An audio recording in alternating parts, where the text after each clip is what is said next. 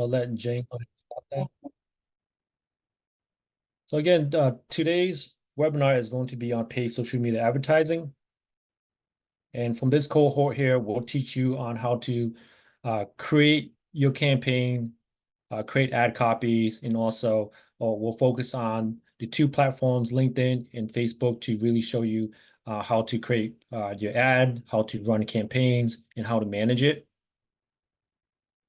Just a little bit of housekeeping. Any questions, feel free to type into the chat. We will answer as we go. We'll also try to leave some time at the end to answer any questions.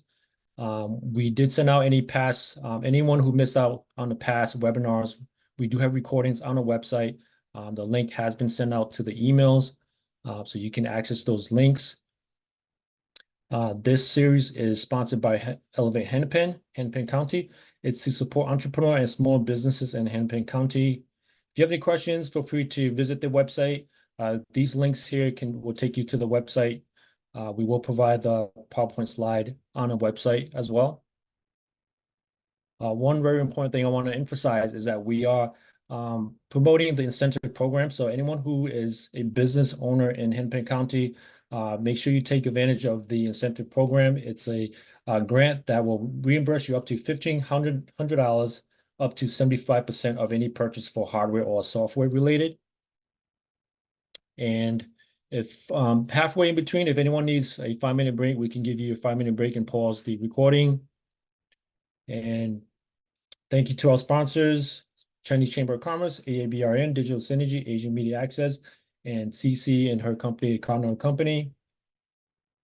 Today, we'll have two moderators, myself and Jang will be a moderator. I'll probably jump in and teach you a little bit on the Facebook ad side. So I'm the CEO and founder of Digital Synergy and executive director for AABRN. And I'll let CC introduce herself and take it from here.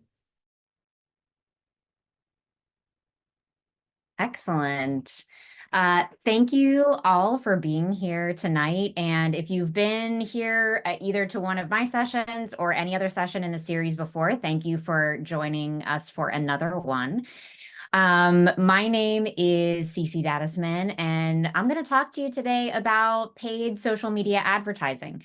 I am a senior strategist at a digital marketing agency called Incivia, and then I also have my own company called Cardinal and Company, where I provide marketing services to businesses, startups, nonprofits, social services, pretty much runs the gamut in terms of industry. I've been working in the marketing industry for about 20 years, and I came into the industry at the perfect time. So 20 years ago, Facebook and LinkedIn didn't really exist, right? And so as each platform has come to be, I've been able to adopt and learn and test. So everything that I'm going to share with you today is through years of testing and ongoing campaigns and trying things out and seeing what actually works. All right. So if you've been to one of my sessions before, you know that I always start out with a couple of the same slides. And I like them because I think these concepts bear repeating, and especially when we're talking about paid advertising, we have to be really crystallized in talking about how we shape our overarching campaigns and then the social media advertising within, right? If you're spending even 1 cent on social media ads, you want that money to be spent in the most effective and efficient way possible, right?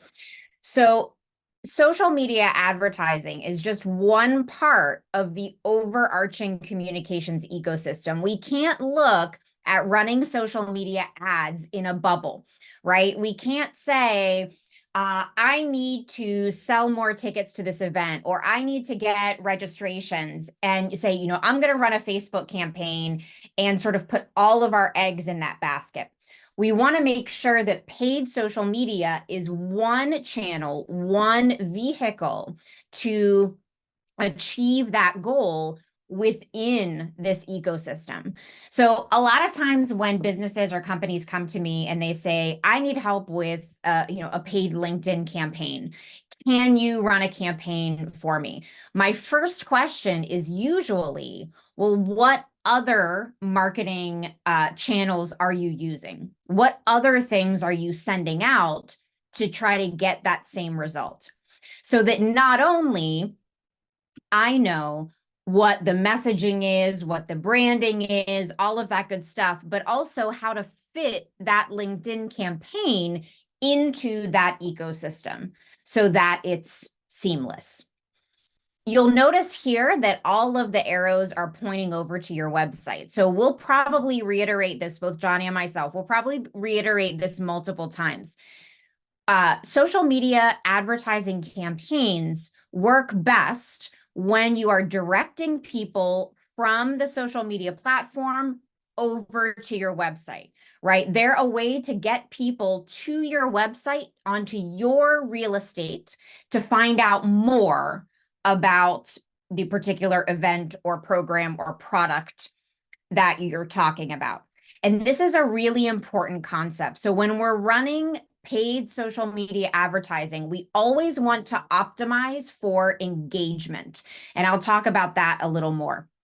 And the best kind of engagement for a social media ad is to drive traffic over to your website. Now, there are a couple of sort of outliers. I won't say outliers, but there are a couple of different situations where if you are running something on LinkedIn that might be a lead gen ad, which I'll talk about later on when we do a live demo, that could be sort of a special situation. But in general, it's best to think about, how do I get people from social media over to my website to take that action, to find out more about me, to find out more about my business. All right. I love this quote.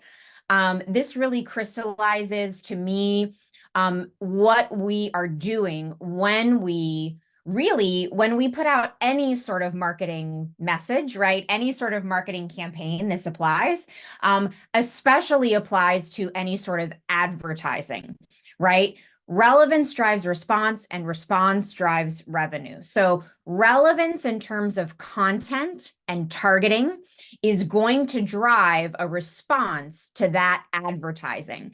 If something isn't relevant, somebody is not going to take action, whether it's on social media or whether it's on some other channel, right? And that response is what's going to drive revenue. If somebody is not responding or clicking or engaging with your social ad, there's no chance that it's going to move through to eventually get to that revenue generating part. Now, this quote is not mine. This quote is from my dear friend and colleague, Lee Gallagher. He wrote the book on something called precision marketing, literally the book. You can get it in actual paper. You can also get it digitally as well.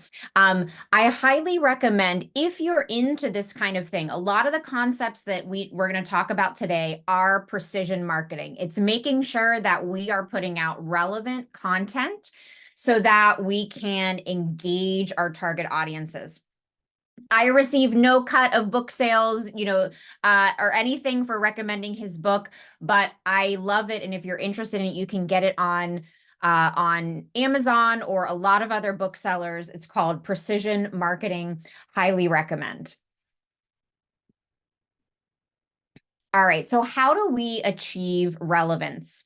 This is how we achieve relevance. And this is so important when we're doing paid advertising. We need to make sure that we are delivering the right message. So messaging, text, copy, what is the messaging in the actual social media post to the right person. So we're matching that messaging with the targeting that we're setting up in that paid campaign. And then we're also sending that message to that person at the right time. So whether that's the right time in a buying cycle or it could be a calendar date related time, time of year, seasonality, right? Making sure that that message gets to that person at the right time where they're primed to convert, and then on the right channel. Choosing which channel you're going to advertise on is super important. You could run the best Facebook campaign in the history of Facebook advertising, but if that's not the right channel for your target audience, it's not going to be effective. So we'll talk a little bit about channels in a minute, but these 4 things, this is the formula for relevance. When we're running our paid campaigns, the first thing we have to determine is, what is the outcome? What do we want people to do? Do we want people to, eventually, we want people to buy a product? Do we want them to book a demo? Do we want them to sign up for a strategy session? Whatever it might be, identifying that outcome is super important. That is going to guide everything else, from the targeting to the messaging to the channels. Everything else is going to flow from that. So make sure you know what your outcome is, and make sure you know that make sure you identify that your outcome is tangible, right? So it's a number of demos booked, or perhaps your outcome is to get a lot of people engaged with a particular piece of content. You want people to read a blog post, right, and comment on it, or share something from your website, to their social media. Whatever it is, make sure you know what that outcome is. That's going to guide you in terms of targeting and messaging. We have to have the right targeting. We have to have the messaging that matches that targeting. And then, of course, we have to be using the right tactics. So the tactics definitely include channel, making sure that you're using the channel that your target audience is on. And also making sure that you've got all of your tracking and everything in line. And we'll talk about how to do that as well a little bit later. And tactics would also include the type of post that you're going to deploy. So is your content and your target audience, are they best reached by a video post, by a carousel, whatever it might be?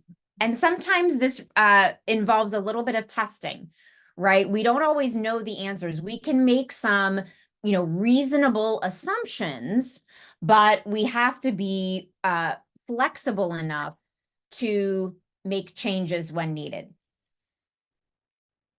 The other overarching concept to remember is that most people are going to interact with multiple channels, with your messaging on multiple channels before they end up converting. Now, this isn't always the case. Sometimes it is more direct, but when it's not super direct, we have to know, and this is why that ecosystem is so important, and why keeping our messaging consistent throughout is so important. People may visit your website, receive emails. They may even have a friend recommend you, and also have that paid social media post be a part of that journey. All right. When we're talking about paid social media, the first thing that I always recommend folks do is to think about your perfect customer, whoever that is, or your perfect client, depending on what type of business you have. Who is that perfect person? And if you find yourself saying, oh, well, my product, anybody could enjoy my product, or a lot of people could find benefit in my consulting services, or whatever that is. You definitely have that perfect customer where you can narrow it down and determine attributes of that person. A good way to start thinking about this is think about a client that you have where it's just like your ideal situation, right? Whatever makes an ideal client for you, an ideal customer. It may be their responsiveness. It may be what you can offer them. It may be the industry they're in. Whatever those attributes are, you want to actually, write those out and craft a little bit of a persona for that person so that you can identify this is the perfect customer. When we're talking about paid advertising and targeting, you want to be as specific as you can possibly be so that you're spending your budget the most wisely. And starting with that perfect ideal customer is the way to go. So I have some examples. Anyone who's a Star Trek fan knows who these gentlemen are. So a persona is sort of an imaginary person, right? It's someone that you can name. You can give them a name. You can give them attributes. You can give them a bio. This person is 40 years old, is the first officer on the Starship Enterprise D, et cetera, et cetera, et cetera, right? It's probably going to be likely that you're going to end up with maybe one or two, maybe three different personas that you want to target. You've got that perfect customer, and then you might have two, maybe very closely associated ones. When you're getting started, I wouldn't go and try to have more than three targeting groups or target audiences, especially if you're just getting started with social media advertising. You want to think of it as a pilot. You want to look at the data, you want to see what's resonating before you start spending large budgets. So you can see there's some attributes here. Let's say you are a restaurant, right? These attributes may be important to you, right? If your restaurant is located in a walkable neighborhood, somebody that lives nearby, that's going to be important. That's going to be an attribute that you would want to target, right? And so on and so forth. So I've got these two personas here, and then let's look at how we might use those attributes to actually translate into targeting on social media. Now, each social media platform has slightly different targeting parameters available, and John and myself will go through them as we do some live demos later. So I'm keeping it a little bit general here and just giving you some examples. So if you're looking for people who live nearby, for example, you can target city, you can target state, you can target a zip, you can target a radius, depending on what you need. Let's say we want to target people who don't cook. Well, what types of brands or content might that person be consuming? Things like DoorDash or Grubhub, right, might be a brand on social media that person might follow, and you can use that in your targeting.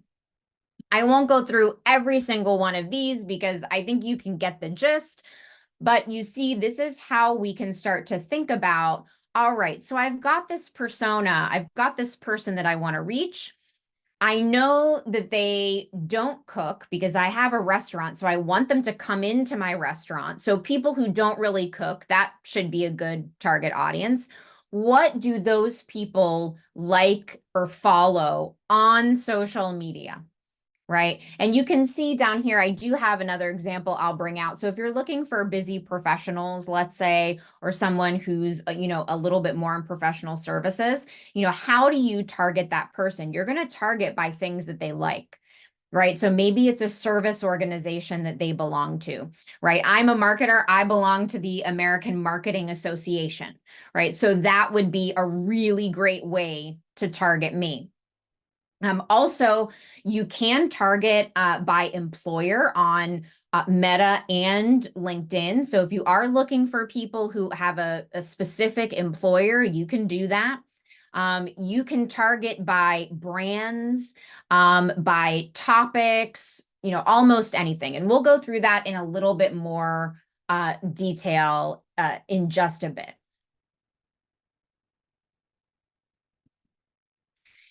Now, let's talk about where you should start advertising, right? Because we want to send the right message to the right person at the right time on the right channel. Just like with any other marketing campaign, you always want to meet people where they already are. Most likely, someone is not going to start using a social media platform simply because you are on it. And in today's social media landscape, we have some new platforms that you may or may not use, but they definitely have certain demographics and certain types of people who are on them. Also, remember that your customers may use social media differently than you do. They may be on Facebook, but they may not be active users. This is a great example for people who are really under the age of, 35. They may have and of course, these are all sort of generalizations, right? They may have a Facebook account, but they're probably not a super active user. That said, somebody who's, in their 50s or 60s that has a Facebook account probably uses that as one of their primary social media platforms. If you're looking to find content creators, young people who are a little bit younger, you're probably looking at platforms that are heavy and leverage original content. So probably TikTok and Instagram. If you're looking for professionals, right? I use the example of being a consultant, right? If you are a consultant and you're trying to get new clients, LinkedIn is probably the place where you might want to start, right? So we have to know when we're looking at those personas and creating those personas, we have to know where our target audiences always are. And today we're going to go over LinkedIn and Facebook sort of specifically, because those are sort of the two most universal, right? And especially in thinking about this cohort here who's joining us on the webinar. Let's look at just a couple pieces of data. So if you're saying to yourself, gosh, I know who my target audience is, but I'm not sure what social media platform they use. I love using data from the Pew Research Center as a first step. So all of it is free. You can go on their website and look through. They have tons of really interesting reports. You can find data about social media usage, internet usage, and gain some really, really useful insights. So I tend to pull from there. So this is the most recent of this particular report. So looking at the popularity and usage of social media, we still see Facebook still has a very high usage rate. We also see that YouTube is consistently very high. If you think about it, you probably watch YouTube videos maybe, every day. Not only if you go to YouTube, but if you're watching a video that's embedded in a website, it's probably hosted on YouTube. That's very common. If you have video content that lends itself to YouTube, that's a great platform to use. And I know John has some insights later about YouTube advertising that he'll share with you.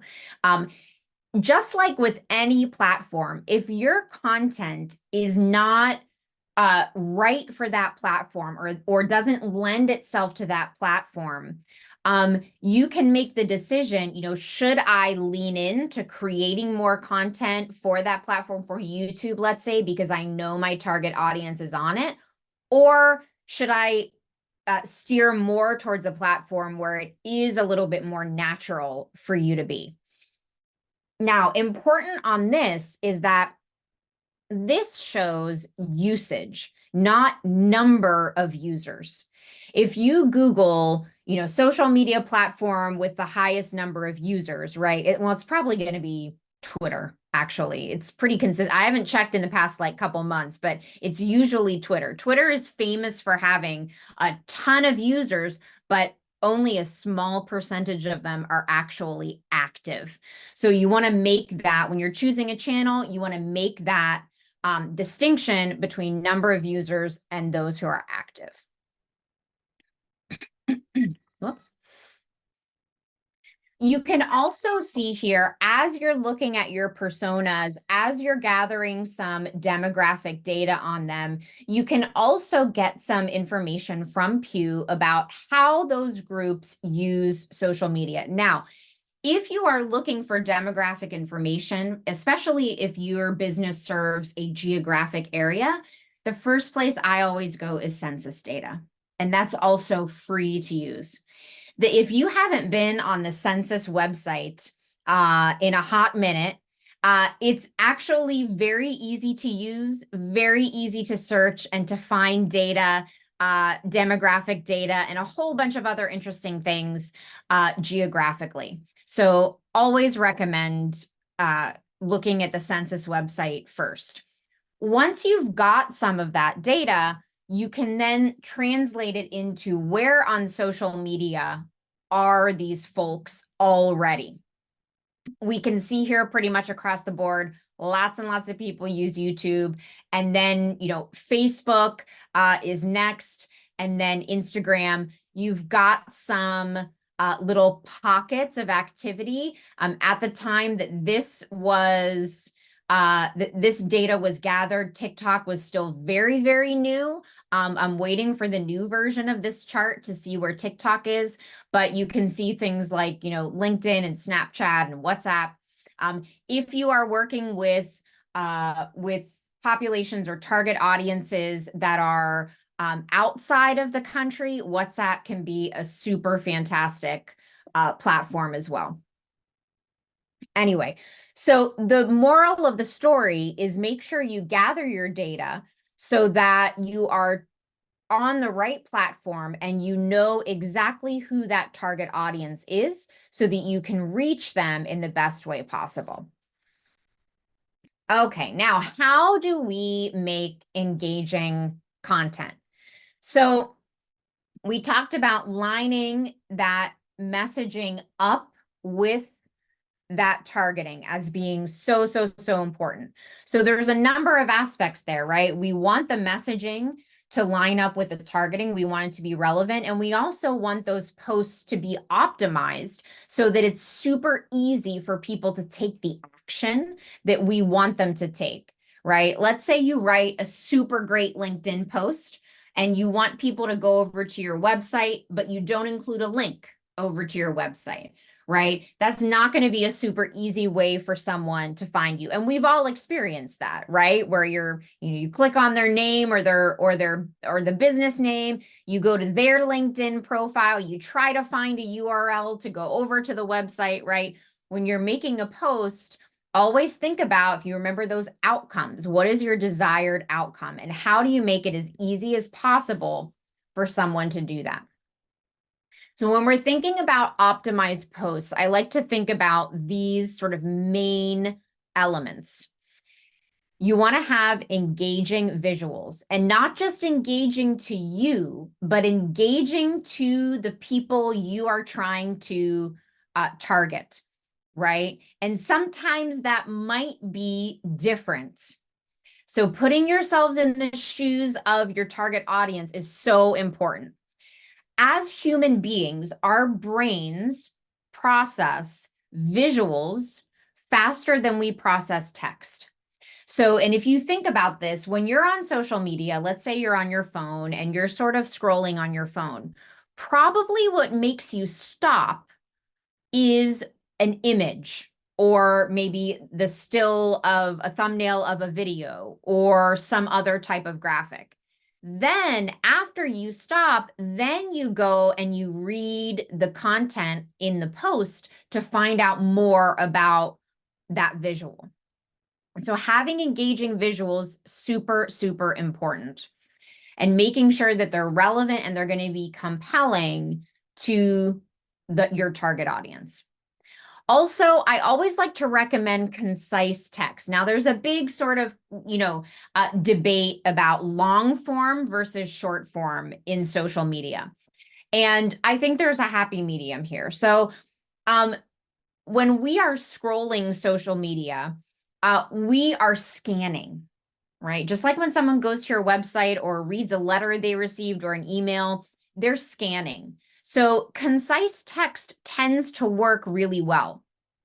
The other way that content, that messaging can work really well is if you do want to do long form content, you've got to have the most compelling part of that messaging at the top of the post before someone has to click read more to open and expand the rest of the post, right? Because that's the first thing. If you think about these micro moments of the journey, when somebody is consuming your content on social media, right? We just talked about the first thing that's probably going to make them stop is a visual, right?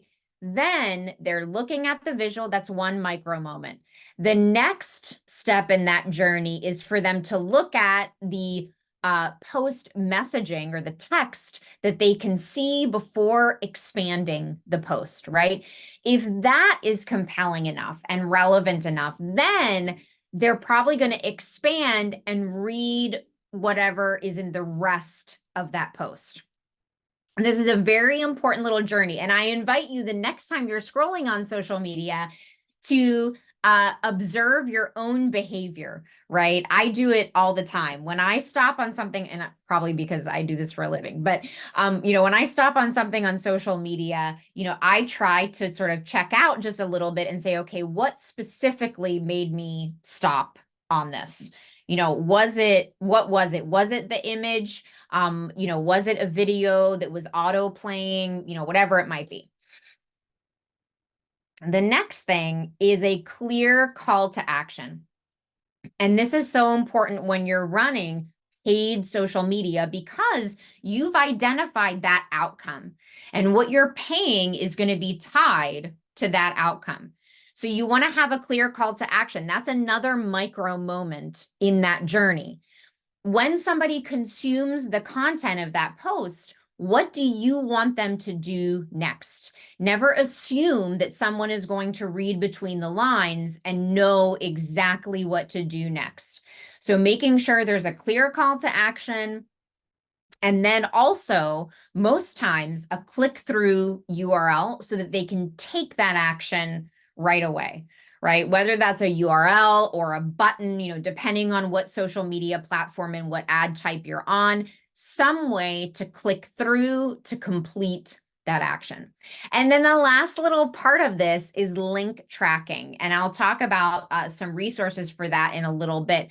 But you always want to make sure that you are tracking those links over to your website. You're looking at your analytics for that social media platform and your website, if that's where you're directing people over to, so that you can complete that journey, see where they went, what they did when they got there.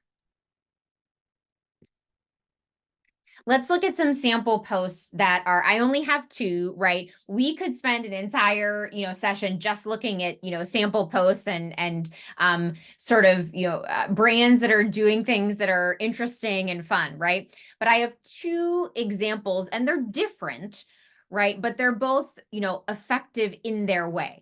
So the one on the left is Starbucks, and this is an Instagram post you can probably see. So the goal of this post is comments. That's their outcome. They've very clearly established the outcome that they want. And I pulled this one because it actually doesn't need a click-through URL or anything else. They are trying to get an incredible amount of engagement on this particular post. So these things are always fun, right? Using predictive text. You can see that they've got over 5,000 comments, right? Now, Starbucks is a huge brand. People know who Starbucks is, right? You don't need to go to the website to find out more about what Starbucks is. Probably when most people walk out their door, you see multiple of them. But this is a great example of creating relevant content that makes people want to take an action. The next one on the right here This is a LinkedIn post, and this has a much different voice, right? And it's for more educational purpose. It's trying to address a barrier or a pain point and provide useful information on how to alleviate it. Some of the things that are important to note in this post are the taggings, or the Google and Inc. magazine are tagged within the post, which is a best practice. Anytime you can tag a person, place, or thing in the body of a social media post, you definitely want to do it when it's applicable. So if you're tagging people where you just want to get in their followers' feeds, but the content of the post has nothing to do with them, that's something called spam tagging. Don't do that. But if it's applicable and natural within the post, like certainly we're talking about Google in this post, by tagging Google, very natural, very apropos, right? In this post, it is a little bit more long form, right? But the top has a compelling message, right? So your Gmail bounce rate could be about to skyrocket. Well, we don't want that, right? Because I'm sure if you're doing email marketing, you've got lots of Gmail users on that list, right? And then it goes into some additional information, how to possibly alleviate that. And then we also have the hashtags at the bottom. And then in this case, a link down at the bottom here over to that Inc. magazine article to find out more.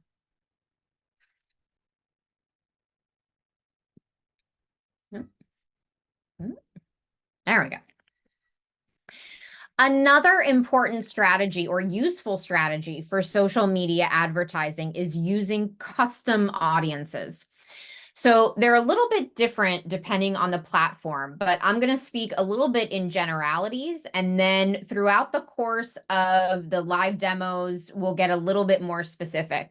So a custom audience is even more powerful than that attribute targeting that we talked about before.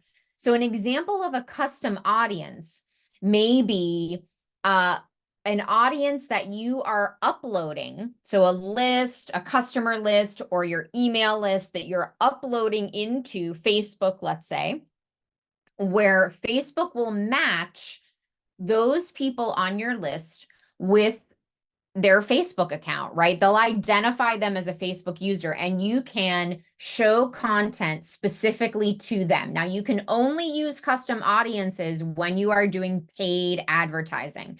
You don't have access to these if you are doing just organic social media. But these custom audiences are so powerful because if you're making a custom audience, if you are uploading, a customer list, let's say, or email subscribers, or you're making an audience within the social media platform of people who have visited your website, those people are a little bit further along in the journey. So they're more likely to engage with that social media post because it's not brand new, right? If they're already an email subscriber, they're already receiving your emails, good chance that they're going to stop on your post because they'll recognize you. The other type of custom audience that's super useful is called a lookalike audience. And this is where social media platforms, in their infinite wisdom with all of their algorithms, will take that list, let's say, of email subscribers that you've uploaded, and they will find people like the people on that list. And how they do this is through the massive amounts of data that they have on folks, right? So if they match one of your email subscribers to their Facebook account, Facebook knows every single thing that email subscriber has clicked on. They know every page they like, every event they've RSVP'd, the type of content that they tend to consume, right? It's a little bit scary. And what they'll do is they'll use all of that data and they'll say, okay, here's this email subscriber. I'm going to find someone that likes those same things, that responded to events like this person, et cetera, et cetera. Lookalike audiences are very powerful because even though they're not even though they haven't previously engaged with your brand necessarily, they're still a little bit closer because they have so many shared attributes, right? So again, they're new, but it's a better and stronger foundation for running those paid campaigns. All right, let's look at some tools, and then it looks like we're sort of right on time here, which is great. Let's look at some tools for running paid social media campaigns that are useful, things that I use on the daily. Definitely Canva. If anybody is not familiar with Canva, it's really great to create social media graphics, even little videos or little animations. There's a free version. There's also a paid version if you want more functionality. Great tool. The next one is Buffer. So if you want to schedule your social media from one place and be able to see all your posts in sort of one dashboard, Buffer honestly is my favorite tool to do this. It's lightweight. It has a free version as long as you're not connecting to more than 3 accounts. Very easy to use. I'm going to skip the campaign builder for right now. ChatGPT or any of the other AI tools. Hopefully you have experimented with some of these AI tools. Really handy for creating social media content, social media messaging. So the text that goes in the post. One of my favorite uses for this is to create text that is very specific through the lens of a specific target audience. So you may have some content that you have on your website. You want to create a Facebook post about it, but you want that post to be compelling to, let's say, working moms. I'm not sure. You can put that into one of these AI tools, and it'll spit out a version that is going to be through that lens. Now, with all AI tools like this, it can be very tempting to just copy and paste and put it into social media. AI tools, AI writing tools are best used to augment our human knowledge. I don't think I have ever copied and pasted directly from a ChatGPT or a Bard or a Jasper directly over into social media or anything else, right? You still want to go through it. You still want to make sure that it has your brand voice, and that it is really zeroing in on that target audience. The next one is Dash This. When I talk about social media, especially paid social media, I love Dash This as a platform to create reporting. So what it'll enable you to do is create reporting dashboards. It's not a free tool, but it's very reasonable in price. It's a lot more reasonable than some of the other dashboarding tools out there, which is why I like it and recommend it. Again, I'm not receiving any compensation from them to share this with you, but I use Dash This every day. The next one in the corner here is Zapier. So Zapier is great for automating. If you're feeling adventurous and tech savvy, you can check out Zapier to automate some of your social media. You can also automate some reporting and some pulling of data from your social media platforms. Very useful tool. Now, the one that I'm leaving for last, if you remember a few slides ago, we talked about one of the attributes of an optimized post is link tracking. I love Google's campaign URL builder for this. This is a free tool. The URL for it is not very pretty. So if you Google campaign URL builder, it'll be the first thing that pops up. And what it'll do is it'll allow you to create custom links that are going to integrate seamlessly with your Google Analytics. So if you're making a paid Facebook post, let's say, and you're providing that click-through link in the Facebook post and it's going to your website, you can create that custom link with this URL builder rather than a bit.ly, let's say. You can create that with the campaign URL builder. And when it comes into your Google Analytics, rather than it being bucketed into just social media traffic coming into your website, Google Analytics will show you exactly which post and which platform that traffic is coming from. Very, very useful tools. All right. We're almost exactly on time. And to be quite honest, I have not been looking at the chat, so I do not know if there are any questions. But before we start the live demo portion of the webinar, please feel free to ask any questions, put your questions in the chat, and I'll be happy to answer them. I'll be happy to answer them. Let me pull up the chat here.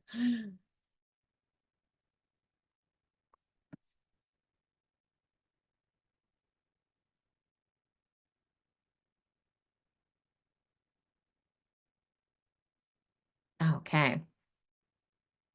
Don't be afraid to ask a question. Odds are, this is a safe space. There is no such thing as a stupid question. If you have a question, odds are somebody else has that same question. So feel free to type it in the chat.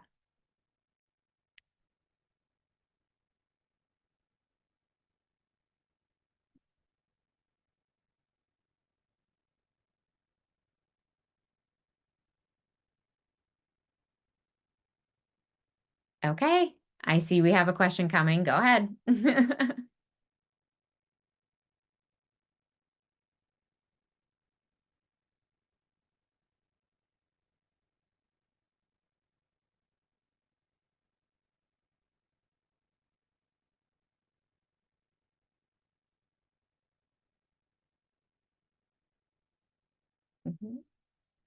Okay, the question is, if a happy customer gave you a review on Facebook, are we allowed to share it on Instagram? Sure.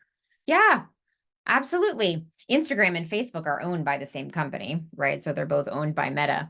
But you can always share reviews, and that's a really great question because you can cross share, right? We see that a lot. Somebody might take a screenshot of a review or of a testimonial and use it on other social media platforms as well. Now, you probably want to ask that person, if you do any widespread sharing, you probably want to ask that person or reach out and say, I would like to thank you so much for this glowing review. I would love to share it, on social, maybe on my website, whatever it might be. Do I have your permission to do that?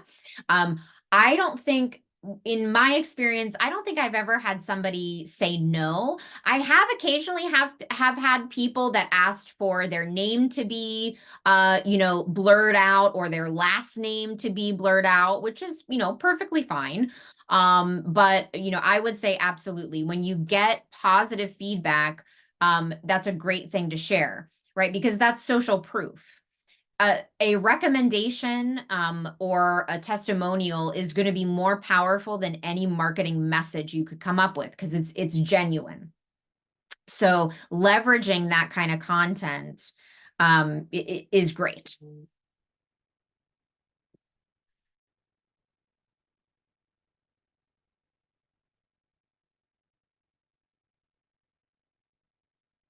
Any other questions here?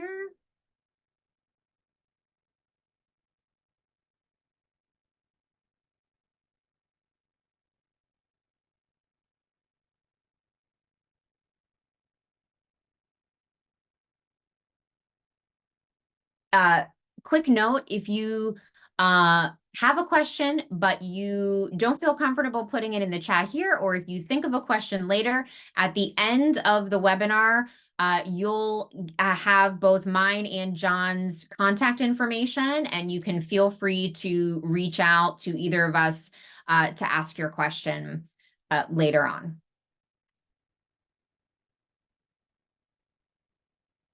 All right. If there's no more questions, we are about at the halfway mark. Perhaps we'll take a little bit of a 5-minute bio break, and I can rearrange my tabs here so that I can get set for the first sort of live campaign demo, which I'm going to do LinkedIn first, and then John's going to come in and do Facebook and maybe a little bit of YouTube. So I'm going to stop sharing for a moment so I can organize on my browser windows, and we'll see you back here in 5 minutes.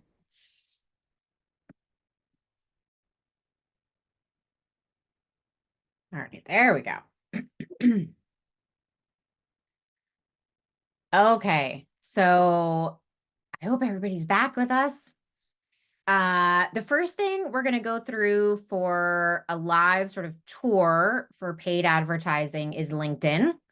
And you'll see that there are some similarities in the foundations of how the campaigns are set up and even some of the nomenclature between Facebook and LinkedIn and any of the Google properties, and even Twitter and TikTok too. Some of that nomenclature is going to be rather consistent. If you offer professional services, if you've got a B2B type audience, LinkedIn is a great place to try. If you're B2C, something like Facebook, Instagram, YouTube might be a better choice. Although with any of this, testing is important, right? We tend to make assumptions, but testing different platforms is going to give you real data, and the data doesn't lie, right? So this is a live frictionless, or a live LinkedIn campaign for Frictionless, which is a SaaS product for marketing strategy building. And currently we're running some low-level LinkedIn campaigns as part of sort of a pilot for new acquisition. So to get new people, this software is a new product, right? Not wanting to spend a ton of money, but wanting to drive some traffic, get a little bit of data in there. And so this is a good example of how to get started. This is a B2B product. So we're looking to reach people who are in marketing, or people who are doing marketing for their businesses. So let's take a little bit of a look around the LinkedIn Campaign Manager. So in order to run paid LinkedIn, you do it through their Campaign Manager. And I'd highly recommend to get this set up and know how to log in to the Campaign Manager itself, rather than just taking LinkedIn's cues to boost posts as one-offs. You always want to make specific campaigns. Before we look at the campaigns themselves, we talked about tracking. You want to make sure that you install LinkedIn's tracking tag, which is called the Insight tag. And you'll install this on your website. So if you use a platform like WordPress or Squarespace or some of those other services, they'll have support docs and a spot right in there to install the tag. So odds are you can do it yourself. If it's not already baked into your WordPress theme or template that's set up for you, there are a lot of different plugins that you can install where it's very easy to copy and paste the tag. And this is the same for the Facebook tracking pixel, etc. But even if you are not doing paid advertising right at this second, it's still a great idea to install those tracking pixels, because that is giving those social media platforms data that it's gathering. So it can already know who is going to your website, so that when you need to use a custom audience, let's say I want to show this LinkedIn ad to people who have been to my website, or to lookalikes of people who have been to my website. If I've got that tag installed, it's already taken care of and it's already got some data under its belt so that it can do that targeting. You can see right here on this little side nav, it's going to be right under Analyze. Now, both John and myself, we could do an entire workshop just on installing conversion tracking. I'm not going to go into installing the conversion tracking right now, because the moral of the story is to make sure you've got that insight tag first. All right, so let's look at, and then we'll go back to audiences, but let's look at some of the targeting options that we have and how these campaigns are structured. So in Facebook and in LinkedIn, in pretty much all of them, you're going to have a very similar campaign structure. So you're going to have an overarching level that's going to be your campaign. Most call it a campaign. LinkedIn calls it a campaign group. Whatever is that top level is going to be closely associated with what you are trying to advertise, right? Let's say it's an event and you're trying to get, let's say it's a conference, you're hosting a conference, you're trying to get people to register for the conference. Most times that overarching campaign group here in LinkedIn is going to be for that conference. Within the campaign group in LinkedIn, there are multiple campaigns. And this level is going to break down that targeting into those personas or into those individual audiences.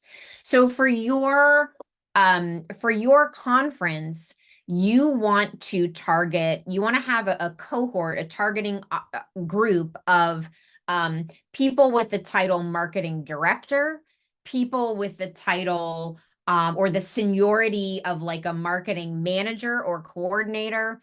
You may also want to have a targeting group of lookalikes, maybe lookalikes of people who have already gone to the conference website, right? All of those are going to be nested under that campaign group that's for the conference itself. And then underneath each of those campaigns, underneath each of those targeting cohorts are going to be the ads themselves. And on all social media platforms, 9 times out of 10, an ad is going to be some sort of sponsored post, right? So the post is going to live on the social media platform, and then you are going to promote that post or sponsor that post through your advertising campaign. And this is where you can see all of those things we just talked about come together, right? The targeting needs to match those audience cohorts of people who you want to reach. The messaging has to be relevant for that targeting, right? So let's go into this campaign group here that's active at the moment. So we've got new acquisitions here for frictionless, right? We have a couple of campaigns in here, and you'll notice that one of them is paused. So any campaign or campaign group can be turned on and off whenever you'd like. Actually, I thought that this for job title, is related to marketing because that was one of our target audiences. I went in thinking, this is why it's really important to look at your data. I went in thinking, oh, well, job title is going to be the perfect way to reach these folks. Actually, the job title campaign here really underperformed. So I ended up pausing it, right? I didn't delete it because I may want to use it again at some point, but I ended up pausing.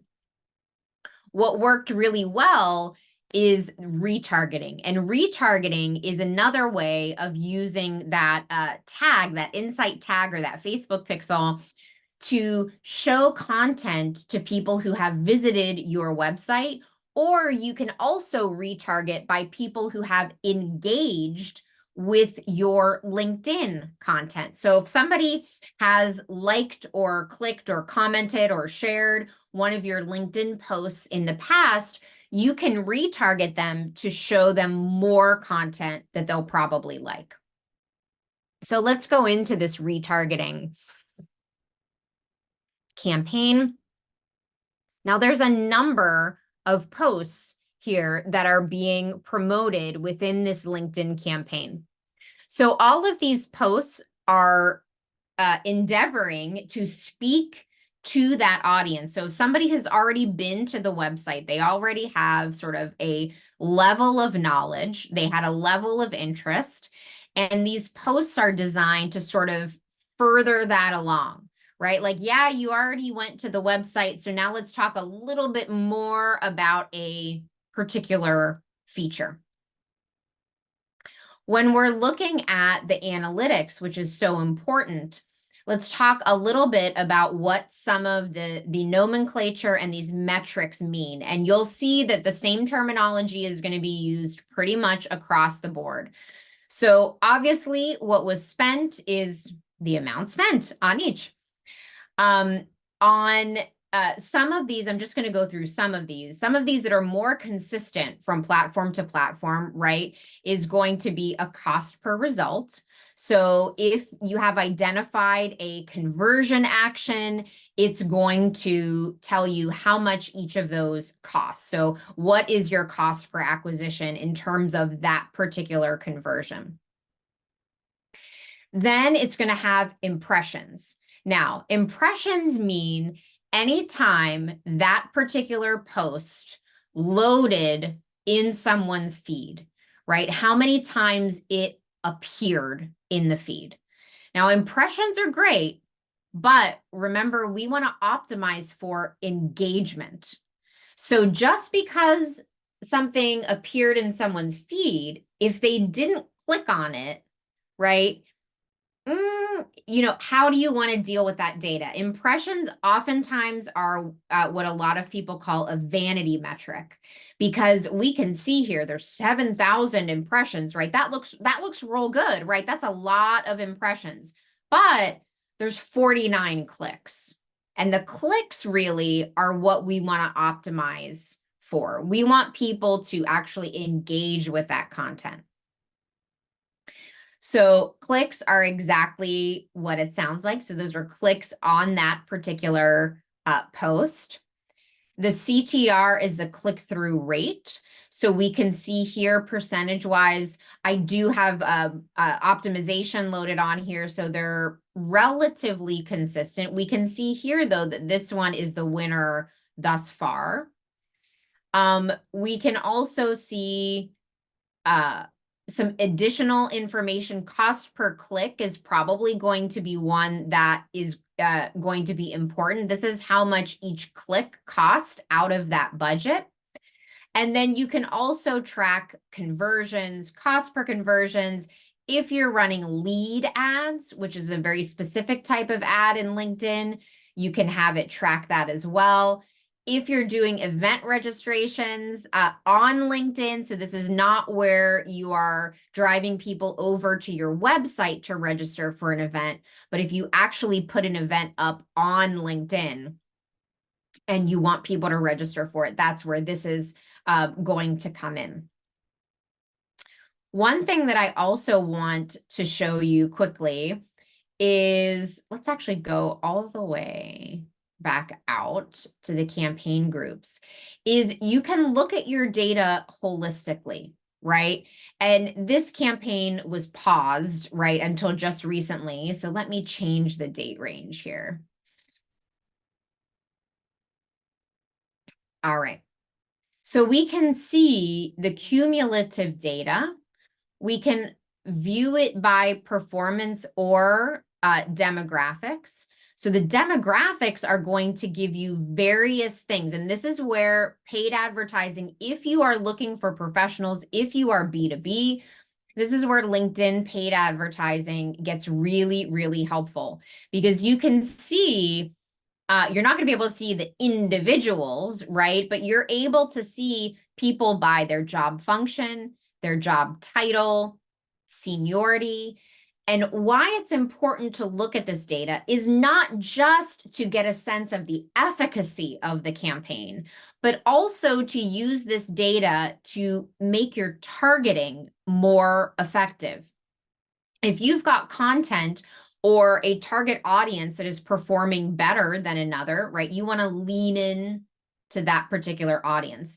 If you're seeing that a particular job seniority is outperforming others, then you may want to exclude some of those others from the targeting or lean into that job seniority. But you can see here lots of different options. You can also see company. So you're not able to see the individual themselves, but you can see what company they've identified that they work for on LinkedIn. All right. In the next couple of minutes, we're going to go through and I'm going to actually show you what targeting options you have when you're creating a campaign in LinkedIn and how you build all of that. So let's say that I want to create a new targeting group for this campaign. So I'm going to click that I want to create a new campaign, not a campaign group. This is where LinkedIn can be a little bit confusing sometimes. I want to create a new campaign. And because we've already got a campaign group, I'm going to click through that. Now, here is the next screen that you'll get to where all of the targeting lives. And this is where you can choose who you want to see this ad. So the first thing that you're going to see is location. So where do you want, if you are geographically tied, right, where do you want to reach folks? And one little but very important thing here is this drop down, recent or permanent location.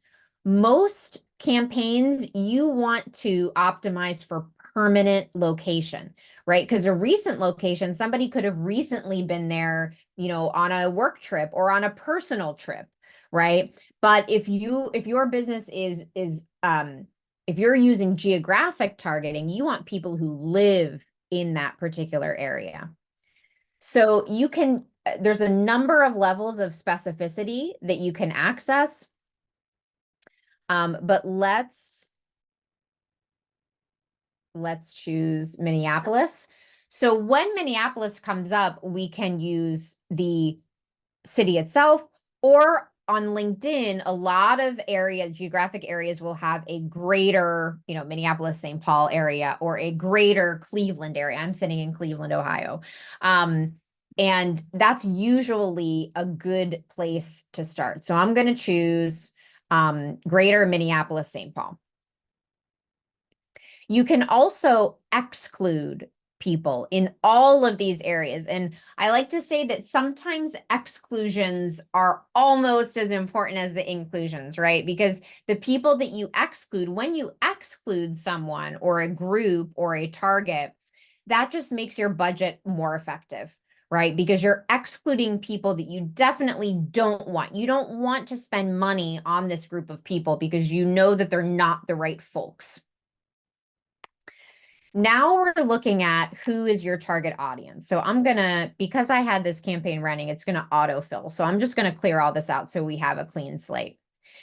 The first area here is going to be for these custom audiences, but we're going to start with those attributes that we talked about first, right? And these are going to be what's tied to your personas and your target audiences. So you can browse through here and find people who have certain interests, job experience, levels of education, etc. So let's go to job experience, and then we can see, you know, functions, seniorities, job titles, etc.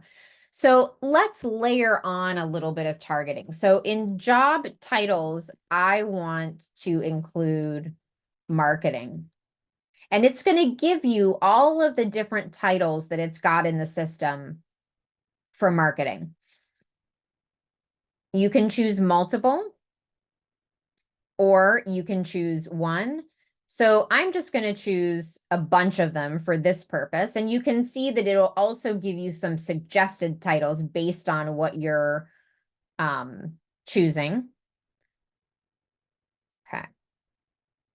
Now, that's the actual job titles. Now let's say I want to narrow that down a little bit. So I'm going to choose narrow. And this is where we're going to do and utilize the and or targeting. So in this case, I want to narrow this audience. So I want people with these current job titles, and they also have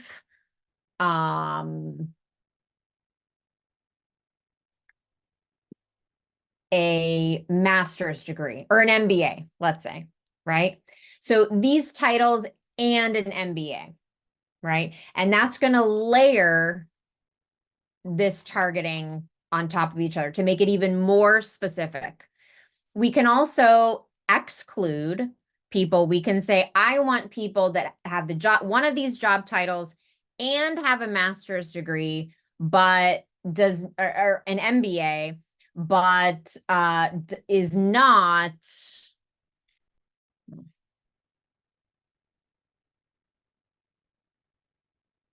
but does not have the skill of project coordination, right?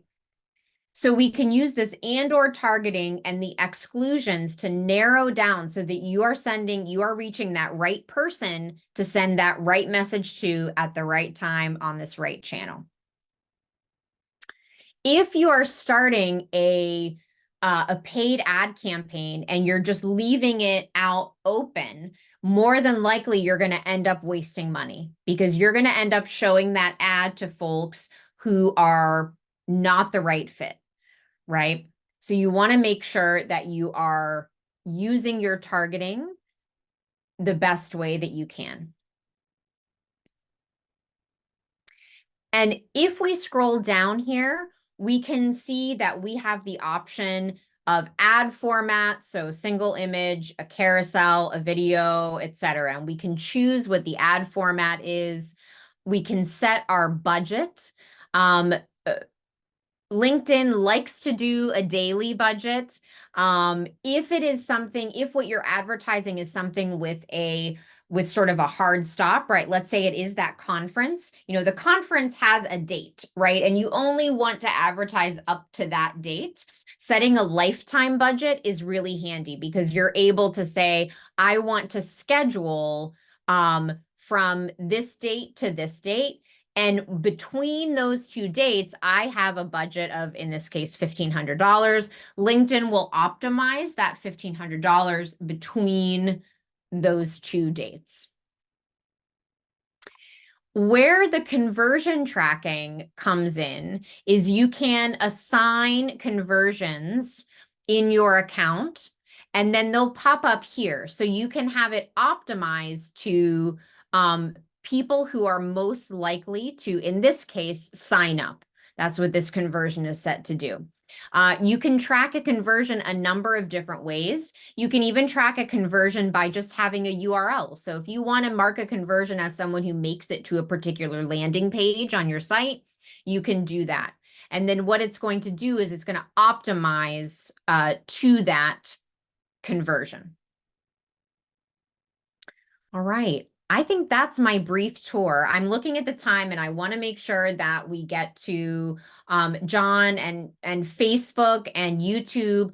If we have some extra time, I'm sure we can answer questions and we can show some screen grabs and screencasts, specific functionality if we've got questions at the end. Awesome. Good job, CC. Very good information. Anyone have any question on LinkedIn advertising? So again, like CC mentioned, LinkedIn is good for B2B. So if you're If you provide some type of services or some type of, it could be, I wouldn't say products, but mostly services for another business.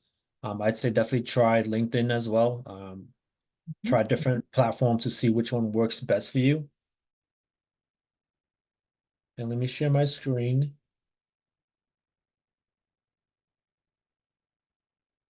Okay. So first off, before we start off, I'd like to really introduce we're just gonna go over Facebook. I'm not sure if we have time for YouTube, but anyone who's looking to advertise on Facebook, explore the business page first. So it's facebook.com/business. On their website here, they have a lot of information here. So it's important for you to understand what the terminology and how to really set up effective campaigns. You can look at how to accomplish your goals, the type of tools that Facebook offers, the different apps. And if you go to the advertise tab, really look into introduction to advertising, your ad performance, Facebook ads, Instagram ads, ad specification, inspiration, and ads manager, because that's going to be where you'll manage your ads. Also, you want to explore, A/B testing, how to set up your pixels, how to monetize your content. All that information is on Facebook. If you have time, learn it yourself. If you don't, seek professional help. So like I always say, before you create any type of campaign, you need a business plan, right? You need a strategy. So I always like to go to Chat GPT to build these strategies for me, because really what Chat GPT recommends is really the same thing that we recommend. So basically all I did was type in, build me a strategy to set up Facebook ad. So first, you want to define your campaign objectives. So what are your goals? Are you trying to build brand awareness, lead generation, or sales? Choosing the right objectives that best matches your goals. Understand your audience. Create buyer personas using Facebook targeting options. And by options, different demographics, your audience, location, age, gender, interests. Your budget. What's your budget? What's your monthly budget? You have to know how to break that down into like a daily budget. And scheduling your ads. You can schedule your ads to run at certain times. Designing your ad is very important too. If you don't have good ad copy or images to use, most likely you won't have a good engagement. So that's very important. I know that we talked about content creation in our first social media uh, workshop. So using tools like Canva or other AI tools that can help you generate ads if you're not good at that. So again, creating compelling content, call to action keywords, engaging copy. Your landing page, you have to decide what type of landing page you're sending your users to. I know that Facebook has their own lead gen application as well, where you can keep the users right on Facebook page without leaving, and they can just fill out a form. Or if you want to send it to your landing page, your website, that's something you have to decide on. Tracking and analytics. We talked about this in the previous cohort workshop with CC. So learning how to install Facebook pixels, because you have to be able to track conversions. If you don't, then you're not going to be able to really tell your return on investment, right? If you're spending money on Google ads, Facebook ads, how do you know what's really bringing you conversions or your return on investment, right? So it's important to track conversions. Again, we talked about A/B testing. A/B testing is really just running two different variation of ads, different headlines, image, to see which one has more engagement. And then analyze and adjust. When we say adjust, really just look at the metrics. You can increase your budget. You can tweak your ads so that you find the right click-through rate or the right conversion that you feel is good for your ad. Scaling your campaign, again, increasing your budget gradually and monitoring the performance. You can also increase your radius of target, right? You may just target like a city versus like a state or national. So that's something you have to decide on too, because If you have a small budget, it might not be a good idea to run national campaigns. And it really depends on the services that you provide to you. If you're a local storefront, it may be better to target locally. If you're selling product, that's probably nationally that you may want to target. We talked about lookalike audience. Um, if you don't know what these means, I recommend just Googling what they are. Um, so if you are not sure what lookalike audiences are, you can basically just Google it, and Google Bard has like a AI tool that will tell you what that is. Lookalike audience. Um, Lookalike audience is a type of audience targeting that helps advertisers reach people who are similar to their existing customers, right? So if you have an existing customer base already, it could be friends or family, and then you want similar audience, then you can build that lookalike audience. And then final tips, stay updated to new changes because the platform policies, it's always changing. Focus on quality, right? High quality, relevant ad lead to better engagement and conversion rates. So you don't want to, if you want conversions, you don't want to just have high impression and low click-through rate, right? You don't want to just run like a big, have like a big budget but not see results. And monitor your trends, pay attention to trends and adapt to your strategy accordingly. So I recommend using tools like ChatGPT to build out your strategy. And you can use these as your checklist, right? Start from top to bottom. So here I'll show you all. I'm going to skip the ad creation, but I'm going to go into creating tracking first, Facebook pixels. Um, so with the pixel, you need to go onto the Facebook account.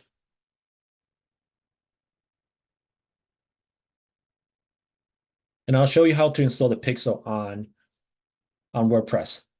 So for WordPress, the easiest way is to just install a plugin, so that you don't have to go into your backend source code to add the code. You can just use that plugin to add the Facebook ID to track it. So there's different ways to run your ads. You can run your ads straight from your Facebook page. So if you have a Facebook page, for example, a business page, right? You can just run boost. I think it's so you could click on boost and it could take you to like a quick ad boost. So this is one way you can run your ads. But as we spoke before, it's if you want more control, then you want to use the ads manager, adsmanager.facebook.com. So there's two ways you can run ads, but the one that has more control, it's the ads manager. So let's say I want to generate the pixel.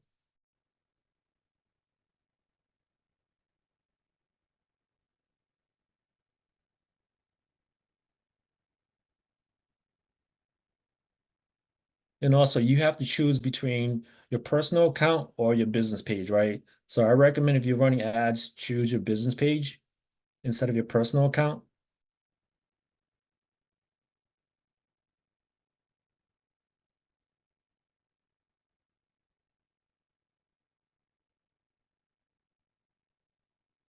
And then from there, so once you're on the business setting, you click on data sources, go down to data sets. So if you don't know what this is, um, again, also read into the Facebook information or Google it. So data sets is what you need to create the data set first. Data sets will have all the data set for your particular campaign. Before you can create the pixel, you need to create a data set first. So I kind of created like some of the test data sets here just to show you all.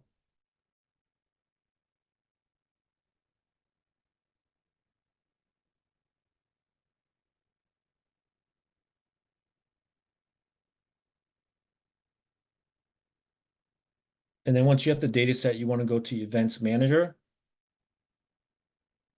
So data set, you can click on Open Events Manager. Once you create the data set, go to Events Manager. And Events Manager is where you will create the pixels, right? So for example, I already created a data set here.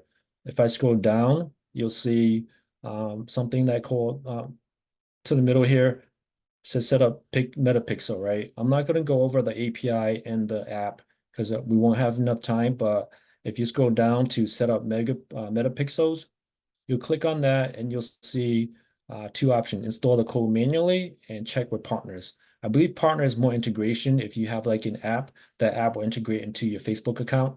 But for now, we'll just do like a install code manually. So you want to copy the code.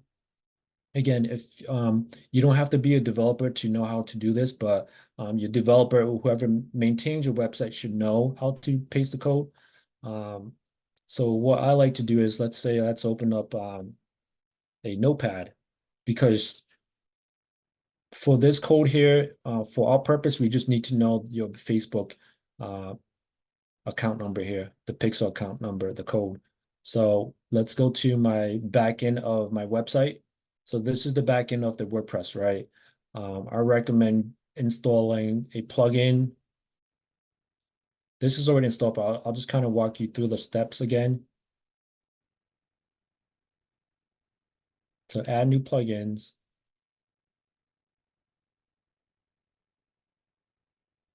So it's kind of loading a little bit slow here, but just type in Facebook pixels,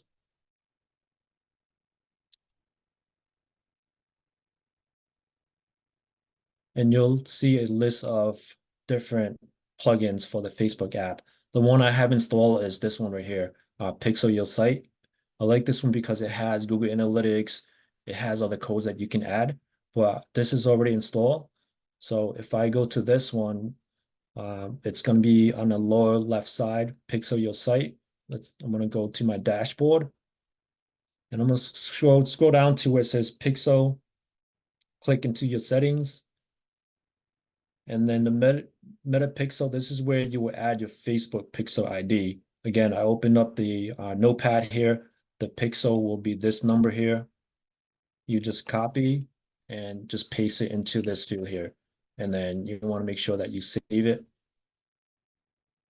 save settings, and they will add the code to your website. You can also confirm by looking at the source code.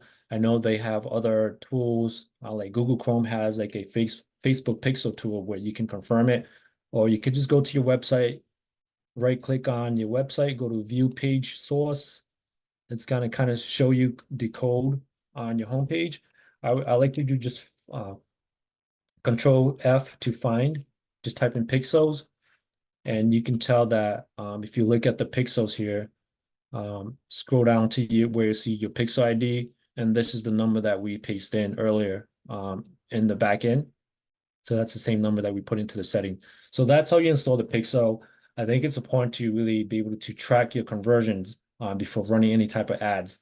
Unless you're just trying to run our brand awareness or just trying to get some traffic, then you don't have to worry about pixel. But if you're looking to generate leads and sales, then definitely for sure, make sure you install your pixels. So with that being said, let's go back to Facebook. Once you have that installed, you can start to create your campaign, your ad.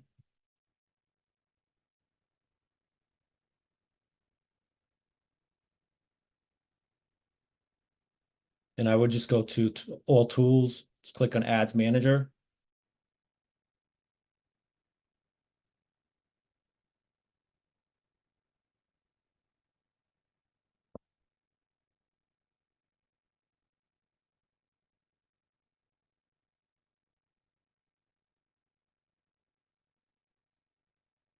I'm just going to show you another account because this one, I think it keeps refreshing between my personal and my Facebook.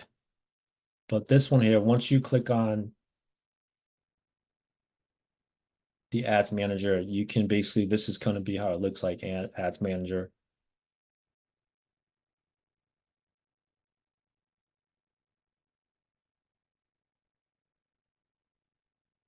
You can look at your campaigns, your ad reporting, your audiences, your billing and payments, ad account settings, and all tools. Again, that's similar to what I was showing you before. I would create new campaign, And then this is where you want to set your campaign objectives, right? Are you just trying to drive traffic, build brand awareness, engagement, leads, app promotion, sales? So let's say I'm trying to generate leads, right? I'm trying to have someone fill out a form on my website. You can go ahead and just do like recommended settings, but if you're more advanced, you can look into the manual lead campaign. Give your campaign a name. You can choose the different categories. If it doesn't apply to you, just skip it. Um, some of these categories, they require you to check this box. If you're running, for example, political campaigns, you need to have social, election, and politics check.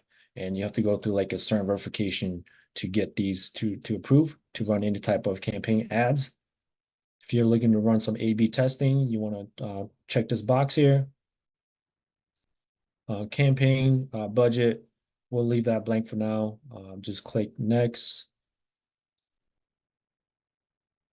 And then again, I spoke about you can have a generate leads through your website or instant form. Instant form is a form that you can generate through the Facebook app. And there's other options as well, like Facebook messengers, calls, vice versa. But for now, let's say I want to run a website ad, right? I want to generate the leads. When they click on the ad, they'll be redirected to my website. So I'll choose website. There's different performance goals. Let's just choose maximize the number of conversions, but definitely look into these other goals as well. And conversion is, we consider a conversion when someone fills out the form, right? So that'd be like a conversion. The pixel, again, we already have the pixel set up, so now we can just choose pixels under here. Conversion event, let's say complete registration, right?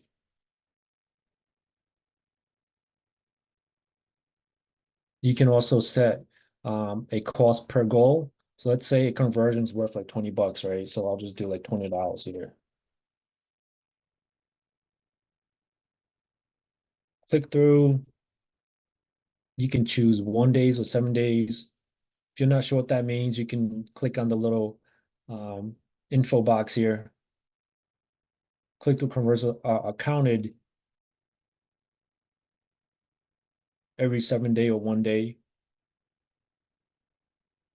Engage view for videos only. And then view through again. If you're not sure what these mean, you can click on the information box. You get charge, impression. You can just we'll just kind of keep the settings as is. And then your daily budget, you can set your daily budget. You can do lifetime budgets. So for example, if you know how long your campaign is going to run, you can set like a lifetime budget. So let's say my budget is $100 a month, right? And I want to run it by to have enough budget to run daily. So you could just do basically 100 times 30. So it's 30 days in a month. So you're looking at maybe $3 per day, right? My daily budget. Because if you do 20, that's going to be over your budget. So if my budget was 100 bucks and per month, then I will calculate that to down to like $3 per day. And then your start date, you can set that. You can also set like an end date.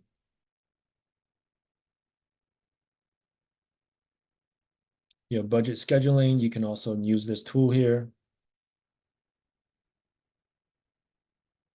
You can also increase your budget during specific times of the period. So for example, if you know that, from the evening time, there's a lot more people on Facebook, so I want to increase my budget, then you can also set that here. Running ads all the time, that we can't change. Locations, again, you can change it to, right now it's set to United States, but if you want to be specific, you can change that down to like your city or like a You can exclude cities, own cities, vice versa. But for now, we'll just keep it national for the United States. Audience suggestion, again, you can play around with this, the age, the gender. You can set detailed targeting groups, demographic interests. I think this is very important because let's say if I'm generating ads for my social media cohort here, right? Then I want to target like small businesses. I want to target maybe admins of pages, right? Business page. Let's see, I think they have that. Business page admin. So you want to make sure you have the correct detail targeting to really target the right audience. And I would just take my time to look at the different interests and behavior that Facebook has and see which one best fits your needs. But for B2B, you probably want to target people who are admins of pages or who own small businesses or have interest in small business or entrepreneurship. And then that's pretty much it. Once you have your settings down, you can go ahead and click next. Also, let's go back. So with that budget, if you look at the right side, it's going to tell you, give you some insights in terms of your audience selection, if it's broad or not, if it's specific, the estimated audience size that I'm looking at from what I chose. This is a big number because I chose all of the United States. It also says that we recommend the following settings: raise your control to $20 per day, switch to the lowest cost bid strategy, because I'm running national. If I change this to like a city, this may go away. Estimated daily results. So on a daily basis, you'll probably reach about 200 to 700 users.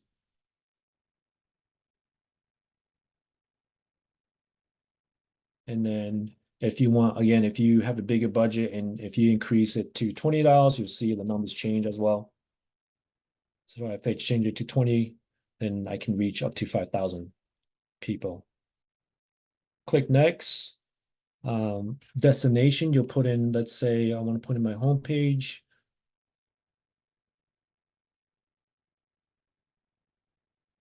You can copy paste, put in the website URL. I can put in, so this is where you build your ad. The name of your ad name, say tests. Again, you'll need, this is just kind of by default for my, this is like a default preview of the homepage on my website. If you have an Instagram account, you can connect that as well. You can create an ad, use existing posts, but for now, we'll just create an ad. You can add image, videos, primary text. Again, this is important. There is some text suggestions here that's helpful that Facebook now provides. You can kind of use what they recommend as well and copy that into your primary text. But if you're not sure of what to write, you can also use ChatGPT, other AI tools to generate some compelling ad copies. And you want it to be engaging, right? So headlines, I'm just going to vote test. So you want to make sure you have your primary text, and you can tell where your primary text is going to show based on the preview on the right side here. So if I type in something in a primary text, you can tell where it's going to show up. Your headline as well.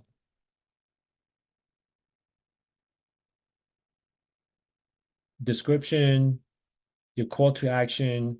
So what is it that you want people to see? So there's a little box here. Let's say if I want people to fill out the form, I could do sign up, right? And the box will say sign up. So let's say if I'm running ads for this cohort here, I could do sign up. So when people click on sign up, they will land on my website to fill out the form.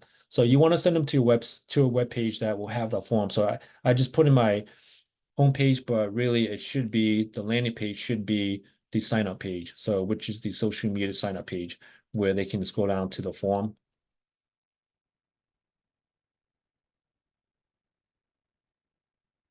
And then you can have add-ons like call instant form. Again, instant form is a contact form that Facebook has.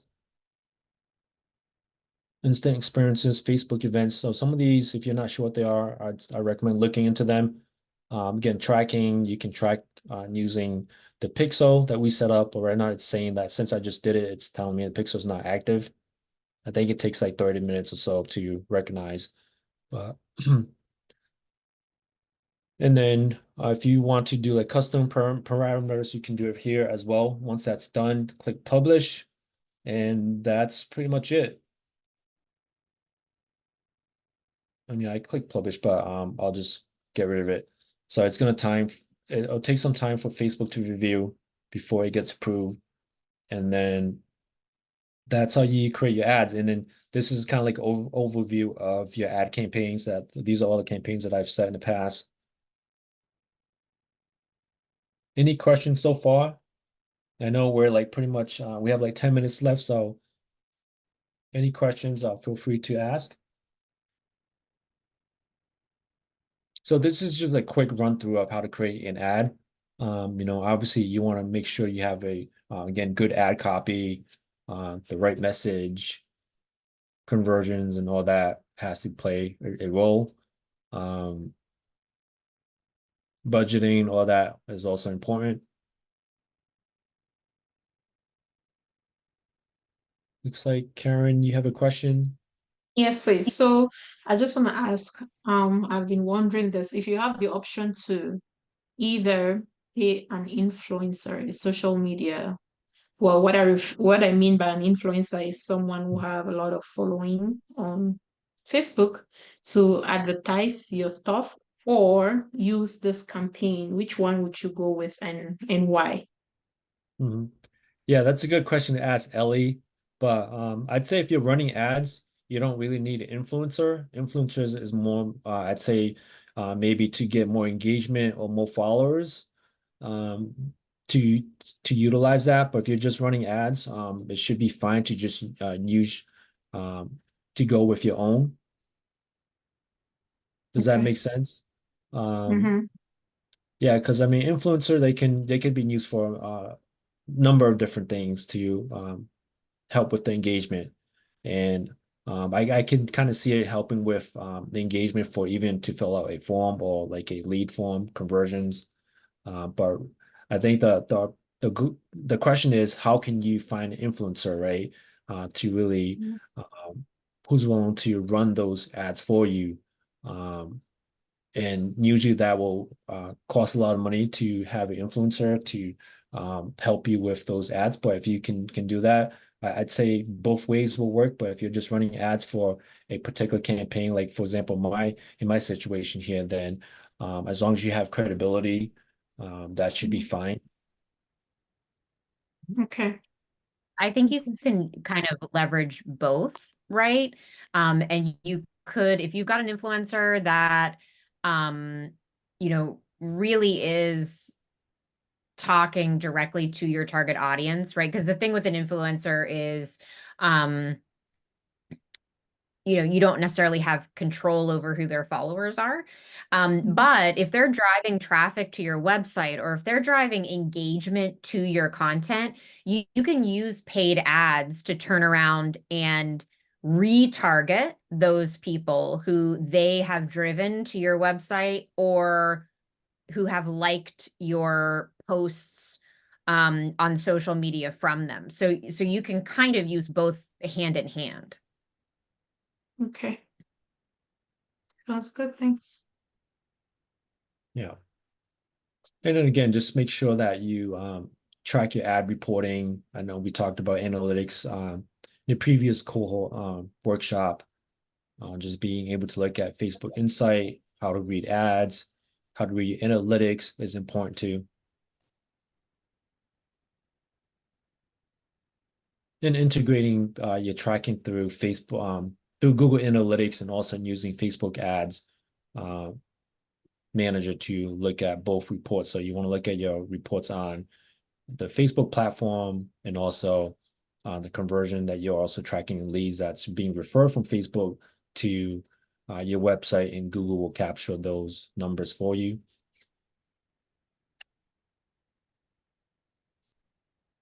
Any other questions? Again, I highly recommend, if you want to do everything yourself, definitely visit business.facebook.com and read up on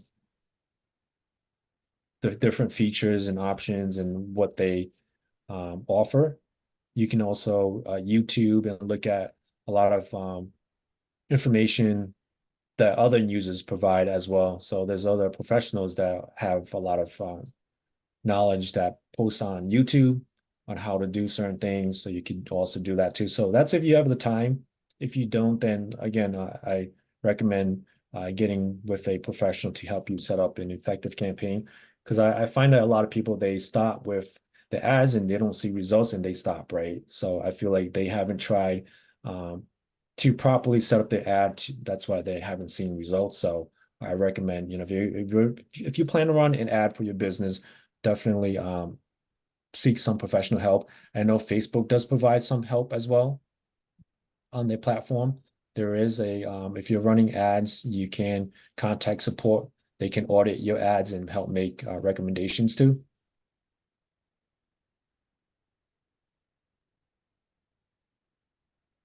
Any other questions?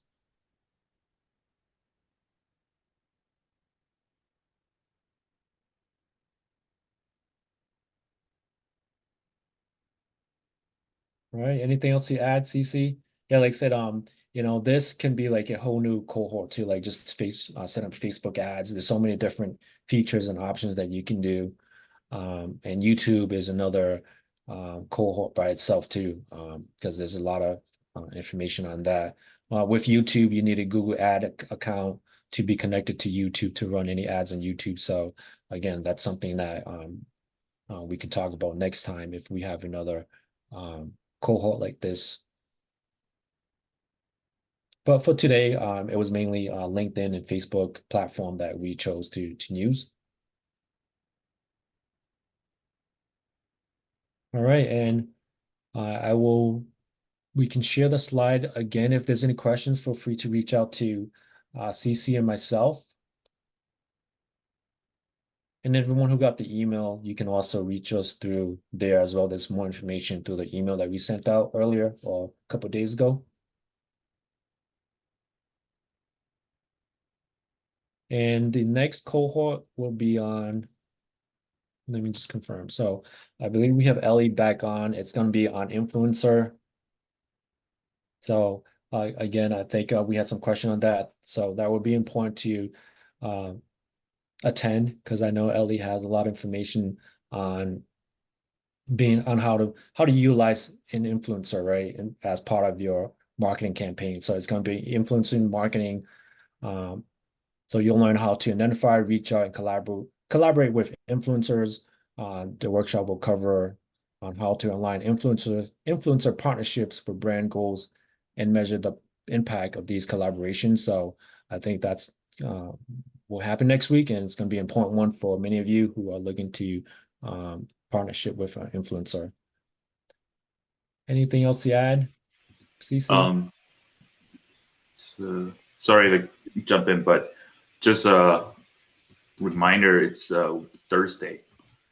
Yeah, it's not a Wednesday for the next session. Just to be aware of that. Thanks, Jane. Yeah, so it's going to be on the 15th. Since Wednesday is on Valentine's, we figured it'd be better to do on the 15th, on a Thursday next week. All right. If there's no other question, we will close out this workshop. And if there's any questions afterwards, feel free to reach out to us. And thank you all again for joining us, and we'll see you next week. Thank you, CC and Jane, and everyone else.